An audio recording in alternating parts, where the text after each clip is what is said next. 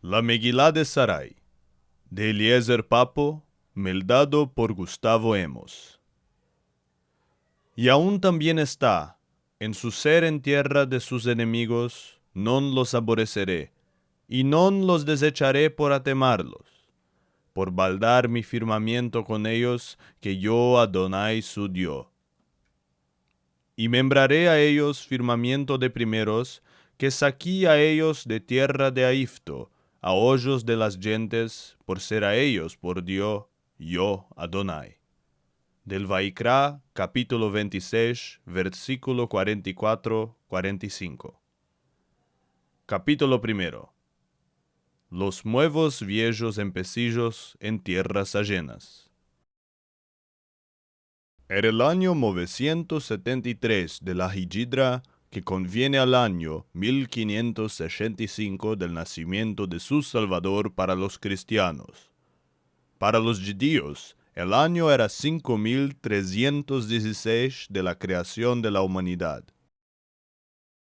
La comunidad judía de Sarai Bosna no contaba más que 40 miembros, unas 10 familias y unos cuantos mercaderes avialladores que dejaron sus familias en Selanik hasta que ellos mismos vivían entre Sarai y Selanik, siempre en camino yendo a Selanik por Espap y tornando a Sarai por venderlo, y luego tornando a Selanik por pasar ahí Rosh Hashanah o Moadim y trayendo nuevo Espap por vender. En Sarai, mismo como en el resto de las ciudades del Imperio Otomano, no había un gueto, un cuartier de la ciudad reservado para los judíos. Los judíos mercaban o alquilaban las casas o camaretas donde querían, justo como el resto de la población. Esto fueron los judíos de Avka que buscaban modos y maneras de ayuntar unas cuantas familias judías en un curtillo. Cada mañana y cada tarde venían los pocos judíos de la ciudad a la casa del señor Rafael por maldar shaharit o minha y arvit. La casa del señor Rafael, uno de los mercaderes más ricos de esta comunidad judía chiquitica, fue puesta justo en el charshi, así que era convenible para los rogadores los cuales, saliendo de la tefilá, en 2 o 3 puntos podían llegar cada uno a su fecho y a su butica. Estas tefilot eran también un modo de asentadas comunitarias, siendo que casi siempre todos los miembros de la comunidad estaban presentes. Señor Rafael, el patrón de este cal improvisado, nunca venía primero a la tefilá. Non fue según su kavod y estado que espera él para que vengan los otros menos importantes. Siempre esperaba que aparezcan unos 8 o 9 dovallís y solamente entonces entraba él, diciendo de la puerta, «Bejavot, bejavot». El cal realmente fue una camareta bastante grande, con 2 entradas, una que hacía el avlí y otra que hacía la caleja. Parece que a los patrones anteriores, que también eran mercaderes, esta camareta les sirvió como un magazín. Cuando señor Rafael en primero alquiló esta casa, y cuando después también la mercó, resolvió él, como un judío bueno consentido por las cosas públicas, de convertir esta camareta chica en un cal. Esto sería una buena investigación de cada parte. En primero es una misvá. Después, es mucho más liviano decir tefilá en tu casa propia que correr a algún lugar alejado. Y últimamente, así pensaba señor Rafael, si un día con ayuda del Dios, en verdad establecer aquí una keilah, la gente van a saber quién era fundador del primer cal, y con esto uno de los fundadores de la comunidad. A la pared que hacía Jerusalén metió señor Rafael un ejal preciado, hecho de abonos que lo trujo de Selanik, ajustado con ornamentos orientales hechos en intarzía con sirma y sadaf. En las hermosas arabescas se reconocían en letras hebreas diciendo, Da lifnemi ta'omed, hasta que en las puerticas del armario se podía maldar inscripción: Kimi Sion Tese Torah, Udvar Adonai mi Yerushalayim. Este armario era la única cosa de valor en este Bet Knesset improvisado. Todo lo resto era muy ordinario y casi prove. El problema era que la comunidad judía no era registrada formalmente, porque para fraguar un cal había que obtener un fermán especial del sultán. Solamente este fermán iba a costar un tesoro. ¿Y dónde son el resto de las investigaciones? Y sobre todo, ¿quién podía saber si la comunidad iba a establecerse o no? Podía acontecer que toda esta gente tendrán que salir de aquí, cada uno con su fecho y por su vía, mismo como vinieron. Entonces, lo mejor era que entre mientes las cosas quedaran como eran. Había entre los yehidim de este cal personas que pensaban que lo más importante sería traer a un hajam. Otros pensaban que el melamed tinokot sería afilú más importante.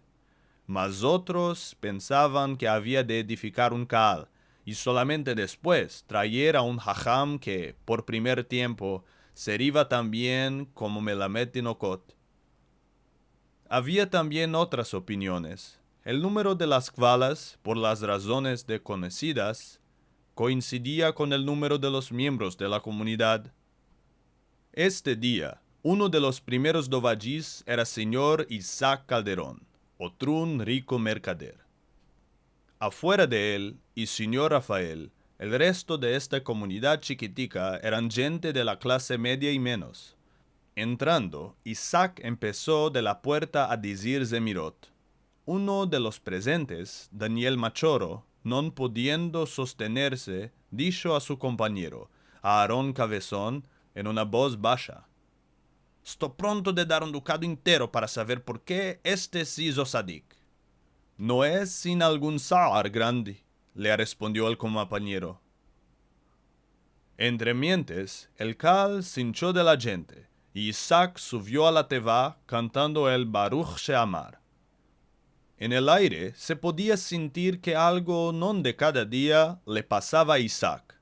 Así que después de la tefilá, ninguno de los presentes non dejó el lugar para correr al fecho como generalmente, sino todos esperaban para sentir lo que está pasando. Ma como ninguno non quiso demandar directamente, y de otro lado ninguno quería salir sin satisfacer a su curiosidad, todos sanzían preocupados de algo. Uno arreglaba la sisiot de su talet, el otro de ninguna manera no podía aparellar sus tefilines y meterlos a la curacha. Tercero limpiaba los chismes. Otros dos empezaron una conversación. Al cabo del cabo, señor Isaac resolvió de descubrir la razón de su preocupación a sus hermanos de la ley. «No sé», empezó. «Hoy tengo que ir a la mehkemá, al juicio en frente del cadí, en la cosa de este Ismaelí, Jafer, el Halvejí, que se hundió en el Dunavo». «¿Qué fecho tenías tú con él?», le demandó señor Rafael. «Me debe 150 akchis». «¿Y el defunto tiene yoreshim?». «Ya le quedó un hijo chico, y el apapatros del bienestado es Shamani, fillo del Karajoz». «¿Tienes testigos que vieron cuando ya le datis las paras? ¿O que estuvitis bastante tonto para hacer la cosa ben arbaim? Lo mejor estaba si tuvitis testigos carpacís que vieron cuando el defunto recibió las paras de tu mano, para que no digan que estamos mintiendo unos por otros». «Ya tengo 2 almeshas, Ferhad y Memi». «Entonces, ¿de qué te espantes?». «Primero, ¿quién dijo que me espanto? Y segundo, ¿cómo que no me espante? Ya pueden decir en el charshi que los judíos se aprovechan de los huérfanos, que no tengo corazón, que estoy mintiendo. Los testigos ya tienes». «¿De dónde puedo estar seguro que esos shaetes van a decir la verdad? Los dos son turcos». «Bueno, A ellos ni les sale ni les entra, como que dicen. No les huele decir la verdad. Puede ser que lo sé yo, que tienen algo con el tutor del chico. A él también no le importa darte lo tuyo. Al cabo del cabo, no son sus parás. De mi experiencia, si esto te puede afalagar, yo del betadín turco recibí mis parás. Si te acordas, este Osman que me debía 180 kchis por la mercancía que le vendí, ya lo reconoció en frente del cadí cuando lo truchi a juicio sheriático. Y el cadí le encomendó que me torne lo mío. Desde entonces, yo ya tengo emuná en el juicio sheriático. Porque entonces en Selanik los mismos turcos vienen al bedín judío cuando quieren estar seguros en la justicia de la decisión, demandó Daniel Machoro, interrumpiendo su conversación. Ya no dije que sus juicios son derechos, y seguro no quería decir que son más derechos que nuestra ley. Solamente quería mostrar, con mi ejemplo, que el cadí no mira tanto que somos judíos, le respondió señor Rafael. No mira tanto, quiere decir que ya mira, mas no tanto, persistía Daniel. ¿Y el bedín nuestro está dando la misma valor al testimonio de un goy y de un judío? Le demandó señor Rafael, perdiendo la paciencia. Depende si estamos hablando de Dine Mamonot o de Dine Nefashot. No sabía que tenemos aquí un hajam, un sabido de la ley. Empezó Aarón de burlarse de él, quisiendo así salvarlo de la confrontación con señor Rafael. Ya lo habías dicho, te íbamos a meter por hajam. Déjame hablar, le dijo Daniel. Yo ya vine por aquí porque no soporto autoridades. Deixé a Selanik porque no podía más soportar que dependa yo y mi familia y el resto de la comunidad por decisiones de los Gevirim y Anshe Ma'amad. No podía más soportar que las palabras no se mesuran según su sabor o esencia, sino por las profundidades de la falduquiera del orador. Vine aquí, al cabo del mundo, donde no hay ni comunidad, ni Ma'amad, ni Hacham Bashi, nada. Vine para probar vivir del laboro de mis 10 dedos, sin que alguno me diga lo qué, cuánto y cuándo. Mirad cómo estamos viviendo. En la noche de mucho espanto, estamos diciendo que en día era día, y en el día que en día era noche, y así siempre. Siempre seguro solamente de lo pasado, y siempre en un espanto eternel del hoy y de la mañana, del nuevo y del non conocido. Nuestras vidas convirtieron en una prisa, en un correr con el tiempo, como si quisimos decir, viva hoy, quién sabe qué acontecerá mañana. Me parece que sí se podía vivir una vida entera en una semana, en un día, en un riflo. La más parte de nosotros lo hacía, prefiriendo un momento de nahat y shalvá a una vida de miedo, espanto y inseguridad. Estamos viviendo con un miedo perpetual que alguno nos tomará las vidas, las familias o los bienes. De tanto miedo por la vida, no tenemos tiempo por vivirla. Nuestras vidas son como de aquella consella de la madre prove que mercó a su filho regalado un juguetón caro, de los más caros, y después, de mucho espanto que lo rompiera, nunca le dejaba de jugarse con él, siempre metiéndose sobre el pobre del filho diciendo, da vagar, no lo rompas, mejor no lo toques. ¿Sabes cuánto costa este juguetonico? No lo tomes ansina, te caerá, triste de mí. Ansina nosotros estamos viviendo nuestras vidas en las huertas, y nosotros en las puertas en guardia. El judío sin miedo. ¿Dónde vites ansí una cosa? En Arba'a Ve'esrim, Shimshon, David, Yiftach, todos eran giborim, luchadores y libres. Tiempos del Tanaj ya pasaron.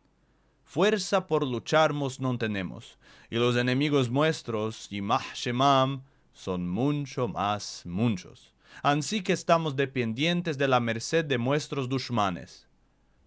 De 3 cosas que dijiste, 4 no solamente que son injustas, sino son tontas también. Daniel, ya lo exageratis, le dijo a Aarón, queriendo candidiarlo que se sostenga de profundizar más a este pleito. Déjame hablar. El Natán le dijo al rey David todo lo que mereció, y a este Rafael le diré yo. Mirad al nuevo Natán Hanaví, dijo señor Rafael con ironía, mirándolo con indignación. Te burlas de que me comparé a Natán, mas tú, David, ya lo sos. De esta parte de comparación no te ríes. Tiempos de Tanaj ya pasaron, mas non sin retornarse. Un día Israel será libero de nuevo. Viviremos libres en nuestra tierra. Lo que dijites que fuerza no tenemos, ¿de dónde lo sacates? ¿Cómo lo sabes? ¿Ya procuratis fazer algo que busca fuerza y non podistes? Non, sino todos estás esperando que vos caiga de los cielos. Y tu Mashiach, profeta, tú, lo que hicites tú, estamos llenos de bar Kochbas, mejor dicho, bar Kosibas, de tú soy, de rebeliosos, sin senso por la realidad. La última cosa que nos falta hoy es algún Kat Meshihit. ¿Quién te habla del Mashiach? Yo te estoy hablando de libertad, de honor y de honra, de autorrespecto nacional e individual que lo perdimos para mordi, que nos están guiando los como ti. Si nos guiaban los como ti, no estábamos más. Mejor no estar que vivir con un miedo eternal. Ki lechelev hai utov mina arie amet. Del Tanaj entero conocer solamente los pesukim que justifican a vuestra indiferencia. Mas el Tanaj mismo dice que el castigo que merecieron nuestros padres es temporal, y que un día tornaremos a nuestra tierra y fraguaremos de nuevo al santuario destruido. Bien, todos estamos esperando que acomplezcan estas promesas.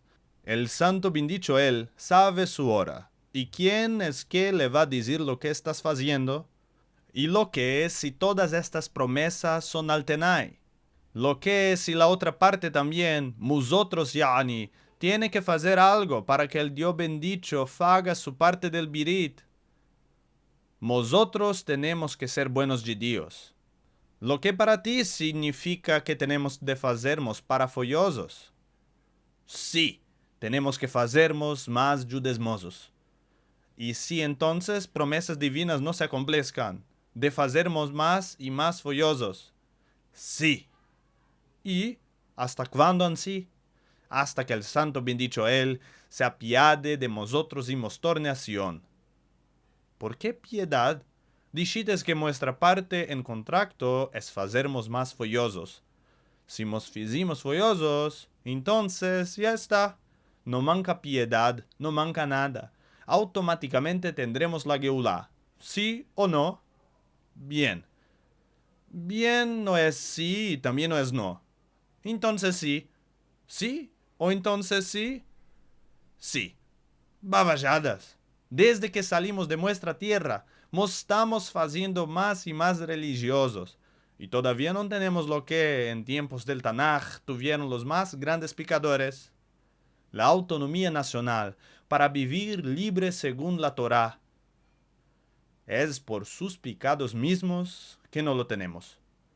¿Por qué pecado justo? Identifícalo. ¿Por cuál pecado? Para saber de qué tenemos que tornar en Teshuvá. Por todos sus pecados, todos. Padres comieron agras, y los dientes de los fillos se crujen. ¿Esto es lo que quieres decir? Bien, si quieres hablar con Diuk, es que por sus pecados propios, nuestros padres fueron expulsados. Y a nosotros, si no teníamos nuestros pecados propios, el Dios nos tornaba a Sion. ¿Cuál pecado? Pecados en general. Entonces, ¿cómo tornar a la teshuvá por este pecado? También generalmente tornar. Cada uno por sí mismo, porque cada uno ya sabe que es el pecado suyo. Bien, Y cuando cada uno tornará en su teshuvá, de su pecado, su Dios lo tornará a su Israel. No te burles de mis palabras. Como ti nunca lo puedo hacer.